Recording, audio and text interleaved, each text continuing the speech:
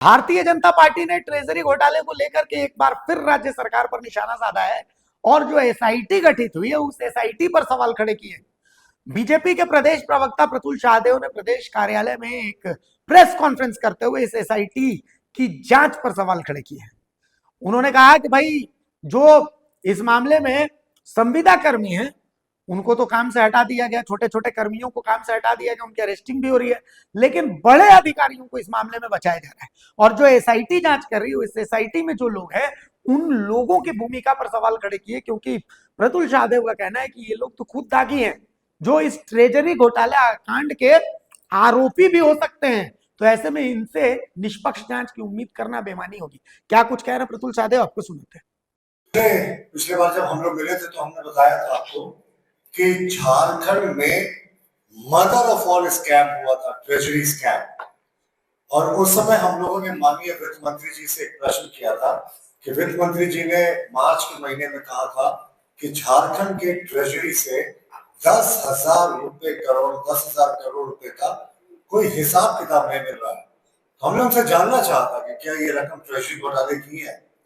माननीय वित्त मंत्री जी उस समय अस्वस्थ थे, लेकिन अभी अच्छी बात है कि स्वस्थ हो गए हैं और उन तमाम खबरें आ रही हैं। कांग्रेस आला कमान से वो प्रश्न भी कर रहे हैं, हमारे प्रश्न का जवाब नहीं दिया, तो हम इसको इनकी मौन स्वीकृति मान रहे हैं कि ये जो ट्रेजरी स्कैम है वो 10,000 करोड़ का घोटाला है।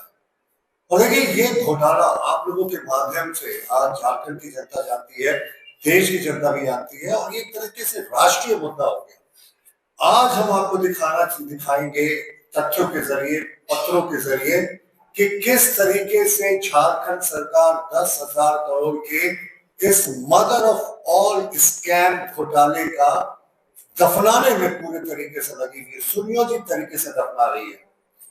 दूसरा मुद्दा, हम आपको एसआईटी जो बनी है, जो जांच करेगी अलग अलग जगहों पर जाकर, उसकी आपको हम सच्चाई दिखाएंगे कि एसआईटी में किस तरीके से उन्हीं लोगों को रखा गया है जो कहीं ना कहीं इस घोटाले में जिनका खुद की भूमिका जो है वो बहुत संदिग्ध है।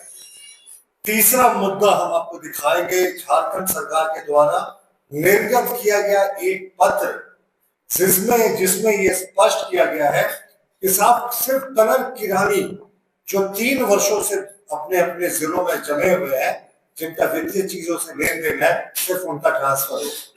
डीएसपी, एसपी, बड़ी मछलियों के तबादले का कोई जिक्र नहीं किया गया है, जबकि ड्रॉइंग एंड डिसबर्सिंग ऑफिसर अधिकतर जिलों में डीएसपी, एएसपी और कई जिलों में एसपी भी रहे। और एक और बहुत ही संवेदनशील मुद्दा, आपको याद होगा, बहुत फेमस रॉबरी हुई थी पड़ोस के राज्य में, उसमें कई करोड़ का सोना बरामद हुआ था। 14 करोड़ का सोना जो बोकारो के स्ट्रॉन्ग रूम में रखा गया है, हम सरकार से जानना चाहेंगे कि उसकी वर्तमान स्थिति क्या है। एसआईटी जब जाए तो हमारा आग्रह है कि स्ट्रॉन्ग रूम में वो 12 से 14 किलो तक का जो सोना जमा है उसकी भी जांच कर दी जाए। तो ये मित्रों इंट्रोडक्शन था।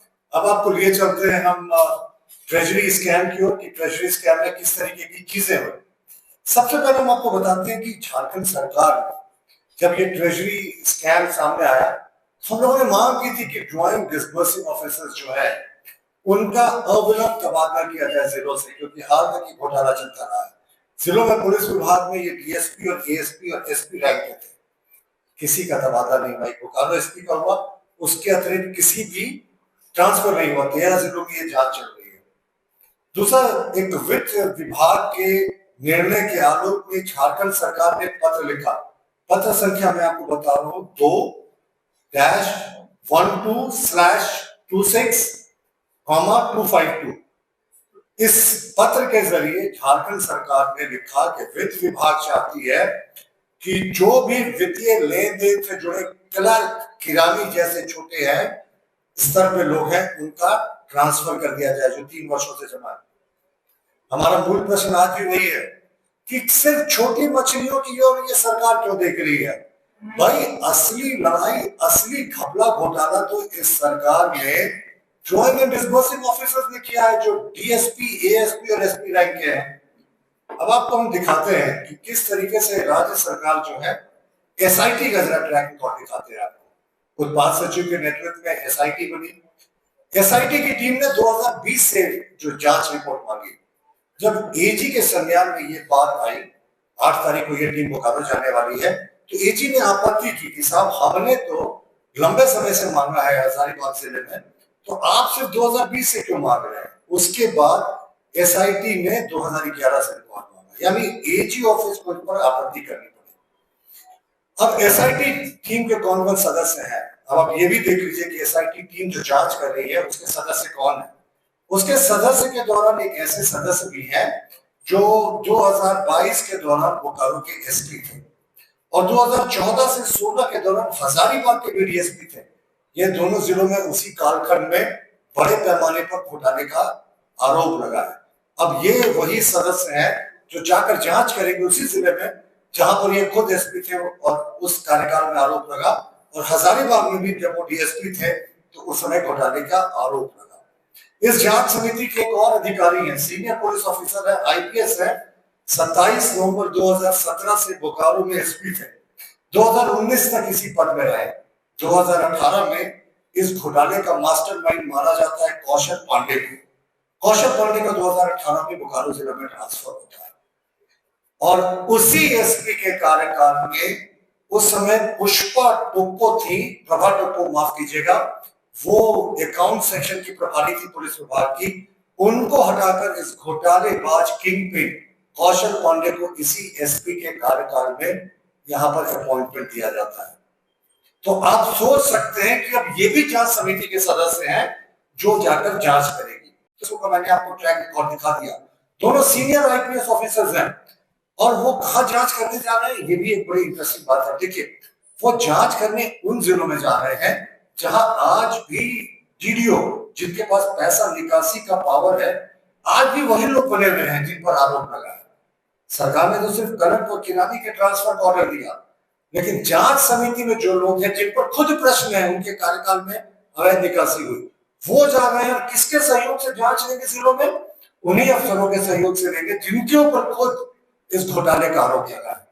तो ये सरकार पूरे तरीके से इस घोटाले को दफनाने में लगी हुई है। एसआईटी की कमेटी पर हमारी जो है वो क्वेश्चन मार्क है कि साहब आपने ऐसे सदस्यों को क्यों रखा। और दूसरा आप देखें, एक बड़ा इंटरेस्टिंग फैक्ट है, ये फैक्ट को आपको जानना चाहिए। कुछ समय पहले बहुत बड़ी डकैती हुई थी पड़ोस के राज्य में, कई किलो सोना की रिकवरी हुई थी। बोकारो के स्ट्रॉन्ग रूम में बताया जाता है 12 से 14 किलो सोना जो है वो जब्त करके रखा गया। तो हम एसआईटी की टीम से आग्रह करेंगे, जब आप बोकारो जा रहे हैं 8 मई को, तो जरा एक बार स्ट्रॉन्ग रूम को भी खंगाल कर देख ले भाई कि वो चोरी किया हुआ, जब्त किया हुआ 12 से 14 किलो सोना सुरक्षित है कि नहीं। और ये हम आप तरह नहीं कह रहे साहब, कहीं ना कहीं कुछ सूचनाएं आती है और हम तो सरकार से स्पष्टीकरण जानना चाहते हैं कि 14 किलो सोना सुरक्षित है ना, कि उसको भी चूहा उतर गया। तो ये भी जानकारी हम सरकार से मांगना चाह रहे हैं। और देखिए, झारखंड सरकार की वित्तीय नियमावली और जो ट्रेजरी कोड है उसका जो संख्या है पॉइंट नंबर 305, वो स्पष्ट करता है कि डीडीओ को इस तरीके से खर्च करनी चाहिए जैसे वो अपने घर का खुद खर्च कर रहे हैं। झारखंड वित्तीय नियमावली और यहाँ ट्रेजरी कोड का पॉइंट 305, पर यहाँ तो इन्होंने इस तरीके से खर्च किया जैसे कि पैसा इनके घर ही ले आए, पैसे को निकासी की पर्सनल अकाउंट में रख लिया, साली के अकाउंट में जमा कर दिया, बीबी के अकाउंट में जमा कर दिया, दूसरे राज्यों में पैसे का ट्रांसफर हो गया, वहां से दूसरे अकाउंट्स में चला गया। और इतने दिनों के बाद भी झारखंड सरकार ने कोई इसमें ठोस रिपोर्ट नहीं दी है। देखिए, झारखंड सरकार को जो प्रिंसिपल अकाउंटेंट जनरल है झारखंड के, उन्होंने 2 अप्रैल 2026 को एक रिपोर्ट दी है। बहुत चौंकाने वाली रिपोर्ट है। अगले 2 मिनट इस रिपोर्ट को गौर से सुनिएगा। इस रिपोर्ट में जो कालखंड का जिक्र किया गया है वो 2023 से 2026 जनवरी के बीच का है। उसके पहले का रिकॉर्ड भी सरकार के पास होगा, ये नवीनतम रिपोर्ट है। इस प्रिंसिपल अकाउंटेंट जनरल की रिपोर्ट के अनुसार 58% डीए जो दिया जाता है उसको कई गुना बढ़ाकर निकासी कर ली गई। यानी डीए की अपर लिमिट 58% है, लेकिन निकासी कई गुना ज्यादा पुलिस अधिकारियों ने कर ली। और हद तो हद है, इसी जनवरी 2023 से जनवरी 2026 के बीच में 2890 लोगों के पैन नंबर में फेरबदल हुआ जो पुलिस में है। 2890 लोगों के पैन कार्ड से छेड़छाड़ हुई है। कितना बड़ा घोटाला है, घोटाले का क्वांटम सोचे। सरकारी आंकड़ों से छेड़छाड़ हुई है साहब। पैन नंबर्स जो किसी भी व्यक्ति के पहचान का मजबूत आधार होता है, फाइनेंशियल ट्रांजैक्शन का उसका एक मजबूत आधार होता है, जब आप साहब उसी के साथ खिलवाड़ करेंगे, छेड़छाड़ करेंगे, फिर आगे क्या बचता है। और अब आप देखें एक और इंटरेस्टिंग बात, इसी कालखंड में जनवरी 2023 से जनवरी 2026 के बीच में 5037 कर्मचारियों के ज्वाइनिंग डेट से छेड़छाड़ हुई है। यानी 5037 कर्मचारी थे जो इनका एक्चुअल ज्वाइनिंग डेट था, या तो आगे बढ़ा दिया गया या पीछे कर दिया गया। पीछे करने का तो लॉजिक आप समझते हैं कि रिटायरमेंट एज बढ़ जाएगा।